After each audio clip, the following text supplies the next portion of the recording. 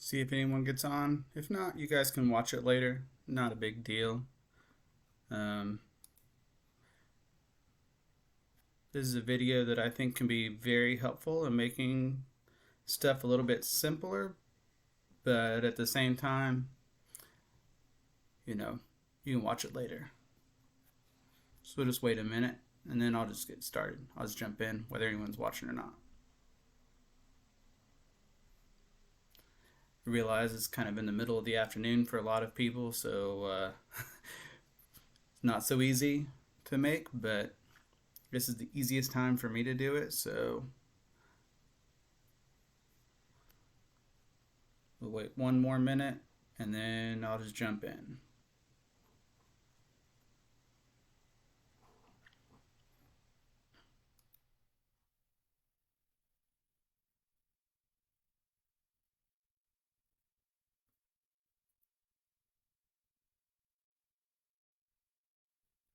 All right.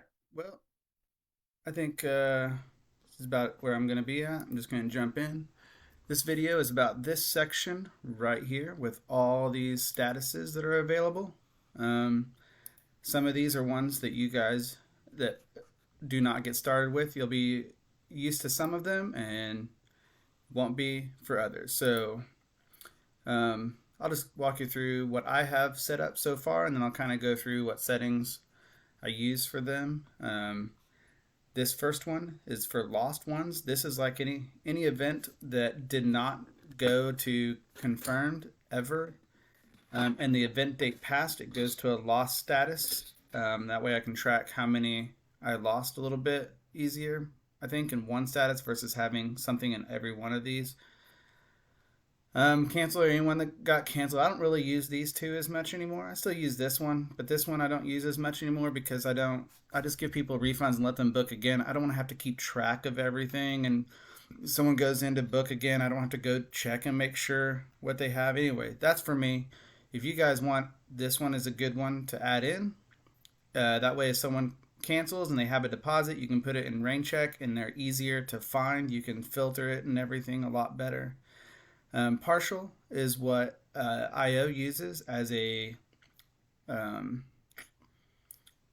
abandoned cart type thing where they've filled out their name and email and phone number, click next, and then probably didn't go any further than that.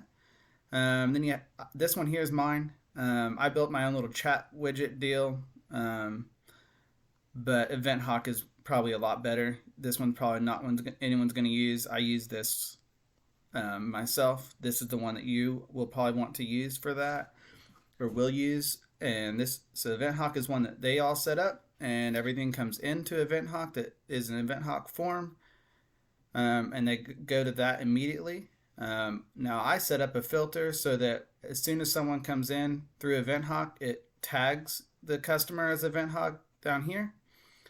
That way, whenever I move their lead to quote or whatever, I can keep track of how many people are actually coming through Event Hawk, which I mean, Event Hawk does that, but I like to put everything. I generate all my reports in IO, so I like to do it that way. And then the follow up, I don't really use this one. I thought I would, but I just don't. I just don't yet. I will eventually. That's why it's still there. But anytime I have to follow up with someone, I put them in this, and then I have automation set up to remind me to follow up with someone in so many days. This is one that I follow up manually. It's not for like automated emails or anything like that. It's like someone wants a quote for something, or I send them a quote.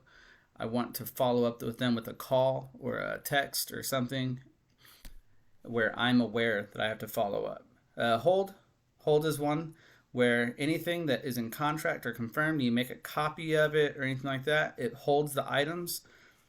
Say you want the exact same event, but you do in a different day. You can open up a lead. You can that's already completed and change the date, save as copy, and it'll hold the equipment for those people. Then you have the most people. This says contracted. Mine says contract sent because contracted. I didn't really at the time. I didn't understand what that meant. What it means is I sent the contract. That's as far as it goes. This is one where I sent it to them, but they haven't signed it. They haven't paid the deposit. Nothing met my criteria to be confirmed. I set my, because of how I am, I allow people 24 hours to sign it. So whenever they're in this one, they have 24 hours to sign or pay the deposit. When they don't, it moves back to quote. If they do, then it moves to confirmed. You may choose that you don't want to give, you want to just say first come, first serve, and you don't hold any equipment in this one. And that's fine too. There's tons of ways to do it. What I do does not mean that's what you have to do. This is mostly for you to know and be able to make your own stuff. So then the confirmed, everyone knows. Confirmed is ones that you know are coming but haven't done. I like to have my customer pickups on a different color so that I know there's two things. I don't want them to go in the route planner because I want them to. I don't want my guys to actually show up to someone's house with something that they're supposed to be picked up, or someone came and picked it up and then they're trying to find it to load it, and confusion. So I put it in a separate status, and then I don't allow it into the route planner. So what happens if someone does a customer pickup? If when they sign the contract and they're confirmed, if they're confirmed and their delivery type is customer pickup, it'll move them to this status. That's an automation. And then the same thing when they're all done, complete. So that's what mine are. You may have if you look in the comments of the discussion of this topic, that you'll see people that have like 10 different ones. I don't even know how many I have, but I don't think it's 10.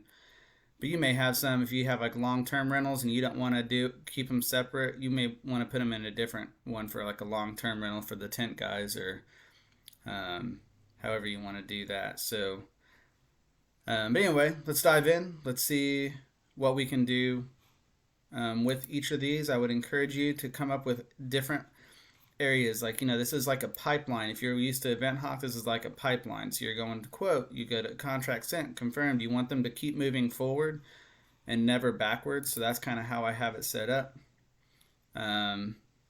You can change the settings in all of these by going to status, settings and statuses, and then you'll come to this screen. Okay, so whenever you're in here, you can add statuses or you can just edit them. These up to here are not in reports at all, and then these are in reports. That's what all this says. Any of these will not show conflicts because they are not booked or anywhere near confirmed or anything, but these all will show conflicts.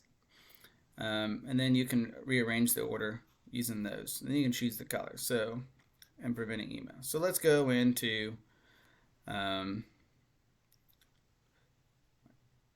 that's basically the statuses. There's not a ton. This is going to be a short video.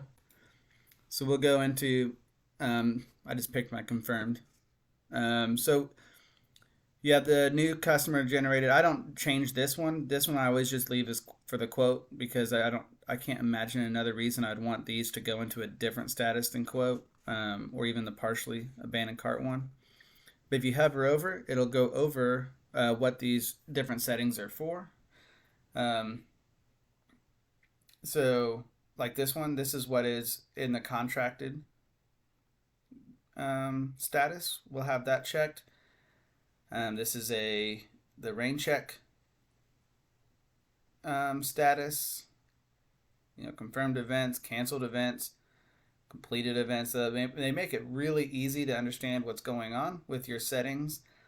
If you have statuses you don't want shared with QuickBooks, you just uncheck that or check it if you do, depending on the status. So you may not want all your quotes going to QuickBooks because then it may, I don't know how QuickBooks works. I don't use QuickBooks, but but this one here may say that it generated an invoice and then they never actually book, but you have an invoice, so maybe it's like that. Like I said, I don't really know. So that could be not how it works, but I don't want to dwell on that. This is the preventing automatic emails on it. So you choose what statuses you want your automatic emails in your email center to go out on. So you can use your preset statistics. This is the reserved equipment. So this is the hold, contracted, and confirmed, or all have this checked by default when you first start an account.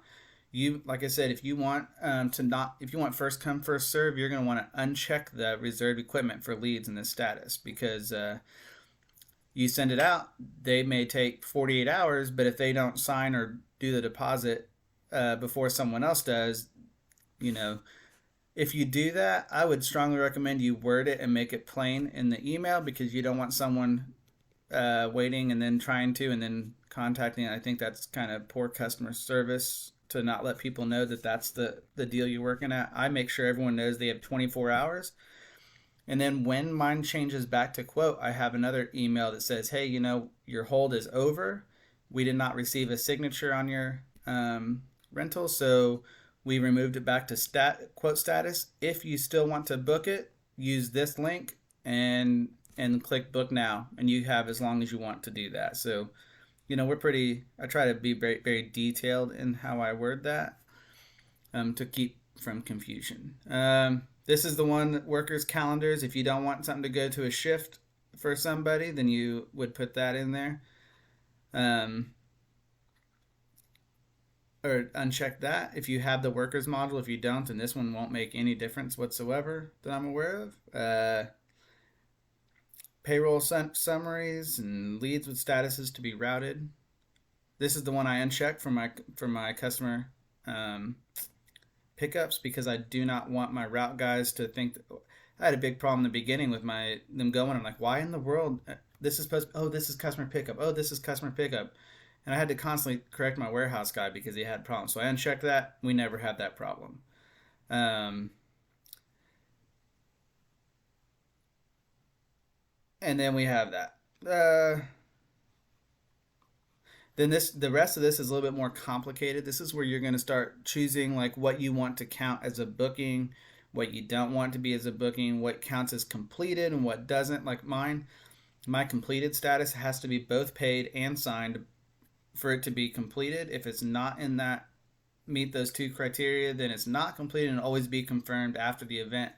I should probably make a status that says like completed but not paid or whatever, and then I can set automations to go to those so that I know how to collect, but I don't. I just have a balance due report I use to figure that out. I never had that problem, but if you want to create reports, you can do that. So you have the auto booking and contract sign. You guys can read through all this, but I would strongly encourage you go through all your statuses and try to figure out what where you go in your pipeline. Don't use just the default ones. Add extra ones depending on how complex your inventory or rental program is. Make your pipeline follow through, because the easier you can make your pipeline work, the more automations you can use. The more automations you use, the easier your job is. So like I said, these two, they're basically the exact same. The only difference is customer pickup, and so I want it to show up in my calendar. I tried to look for an example, but I didn't get one set up in time to show you on my Google calendar. But I send both of them to my Google Calendar, and then in my calendar, I'll show you this real quick. I have my customer pickups and my deliveries as separate. That way, whenever they go to the calendar, the customer pickup is yellow and the deliveries is pink, and my warehouse guys know, hey, there's a difference there. But if you don't use Google Calendar, you can go in here and see.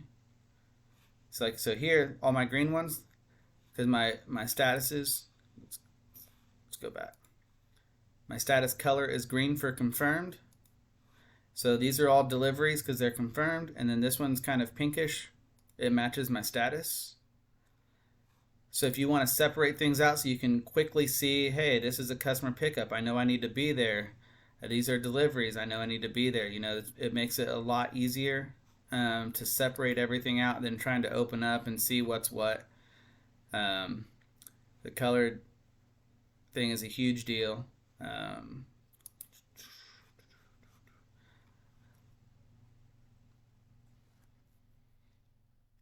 Rain checks. I don't need the contract. I'm not going to go through these. Like I said, I never use the rain check. But see, lead postponed to further date. So Anyway, go through, play with your statuses. They will definitely help you. I think whenever I first started, this was the most complex thing I had a hard time with, and now I have a hard time explaining how easy it really is. Um, let's see if there's anyone on here. Uh, Aaron, I don't know if there's going to be much more. This is kind of the gist of it. Statuses are really easy. It's just going in and looking at the settings and saying, hey, this is what I need to separate customer pickups from. That's my favorite. This is my favorite thing to see is the two different colors on my calendar. I love being able to see that. And so you could do that. So if you had like a tent rentals and you had a long term one, you could say long term is going to be red. I don't know. And then you can go in your calendar and say, oh, look, I have a long term rental um, coming up or something, you know? That's my favorite thing to use to follow. I don't use some of these other ones as much, um, except for automated emails and stuff like that. So it's really simple. Um, I hope that helps answer some questions. I'd like if you guys have any other questions, you know, you can always message me or tag me in a comment, and I try to answer anything I can whenever I can. I am not an employee of IO, so I don't know everything and I can't fix everything. But sometimes I can. I have learned to think a little bit more outside the box than whenever I first started. So maybe I can help out. And I know I'd like to hear what you guys are doing as far as these statuses go. Why is that one? Okay. And see if there's anything you're doing differently that maybe could help me. Just that's pretty much it. 15 minutes. We're out.